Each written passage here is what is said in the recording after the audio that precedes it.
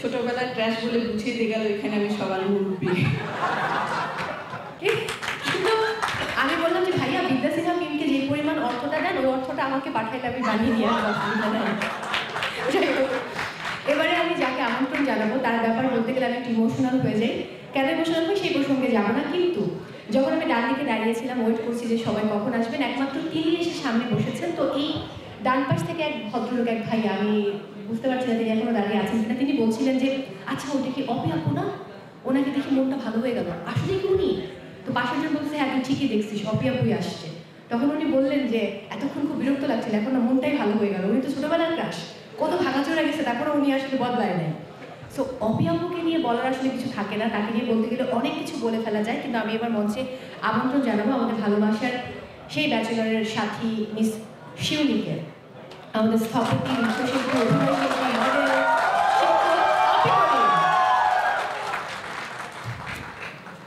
মৌ খুব খারাপ কাজ করে গেল, ছোটবেলায় ট্র্যাশ বলে বুঝিয়ে দিয়ে গেল এখানে আমি সবার মুরব্বী। না, thank you Harlan, remark, dialogues, ধন্যবাদ এরকম একটা খুব সুন্দর উদ্যোগের জন্যে। আমি এখানে 1 মিনিট কথা বলতে পারবো না, আমি শিক্ষক তো আমি একটু বেশি কথা বলি, আর যেহেতু আমার অনেকগুলো ডিসিপ্লিন, সো আমি একটা ডিসিপ্লিন নিয়ে কথা বলবো, সো 1 মিনিট করে 3 মিনিট যাবে, সরি।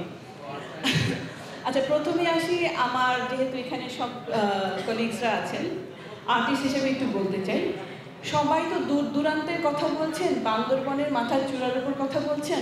আমরা যখন কাজ করেছি সকালবেলা ওয়াশরুমে যেতাম বাসা থেকে, এবং রাতেবেলা বাসায় গিয়ে ওয়াশরুম ইউজ করতাম।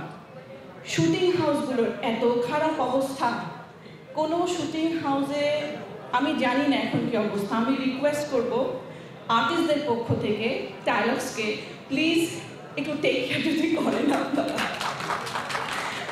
হ্যাঁ, কারণ আমার মনে আছে যে আমি ইউটিউবের কারণে আমাকে হসপিটালাইজড হতে হয়েছিল।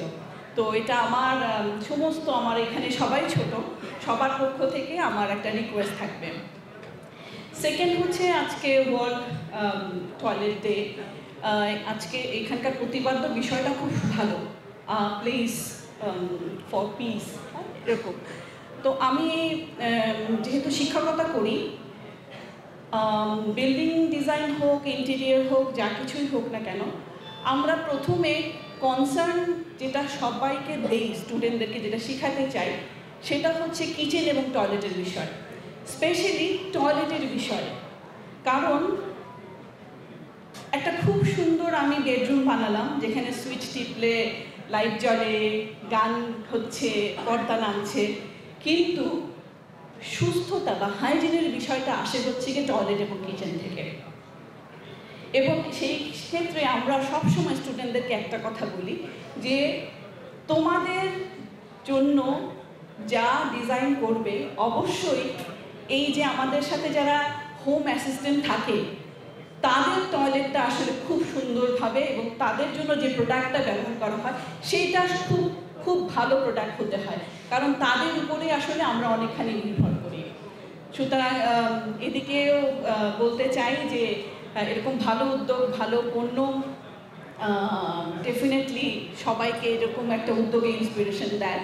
আর শেষে বলতে চাই একজন আর্কিটেক্ট হিসেবে, এই যে একটা উদ্যোগ, সুন্দর উদ্যোগ হচ্ছে টয়লেট নির্মাণের ক্ষেত্রে, অ্যাজ অ্যান আর্কিটেক্ট বলতে চাই, যদি লেআউটের ক্ষেত্রে বা ডিজাইনের ক্ষেত্রে কোনো সাহায্য আপনাদের প্রয়োজন হয়, আমি এবং আমার ফার্ম, আমার আর্কিটেকচার ফার্ম আপনাদের সাথে আছি।